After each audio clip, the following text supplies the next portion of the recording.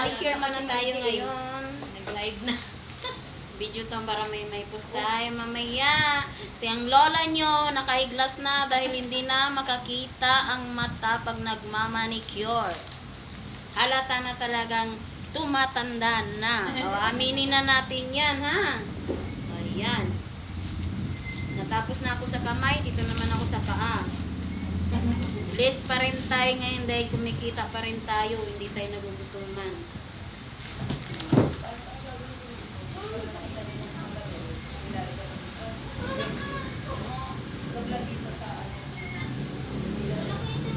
Ayan, shoutout sa lahat ng aking mga Huwag mo munang ipitan, ma'am. may bisita sinisilip sa aking video. Hanggang December na to kasi papariban ako Malapit December. na naman, pagkatapos ng buwan nito, Berna naman. Hindi ko Hindi naman pulot Marami na naman tayong customer dito. Lagi, nagaganunan sa room kaya nakatali agad ako. Ayan ang aming customer. Hello, hi. Ano ba yan? Hi. Hi, ma'am. Hi. Pakita ba tayo? Nationwide tayo. Oo, yari tayo dyan. Ayan po aming mga customer. Babay na, ma'am. Ma'am, thank you po. Amandin na lang, ma'am. 100. Tutor ulit. Maganda pala kapag ano, eyeglass. Walang eyeglass, hindi ka tayong matanda. Galing ka naman mag-alaga.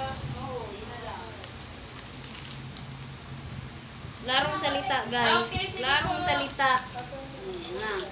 Sa totoo lang talaga, lumalabo na aking mata. Kaya naka-eyeglass ako ngayon. Buti na lang may eyeglass dito si Alma. Sabi nito ang boy. Ang co-worker ko rin dati. Na siya na rin nagmamay-ari nitong salon. Ayan. Sabi niya, alam naman niya niya Alma, pag 20. Sabi ko 120 yung hindi.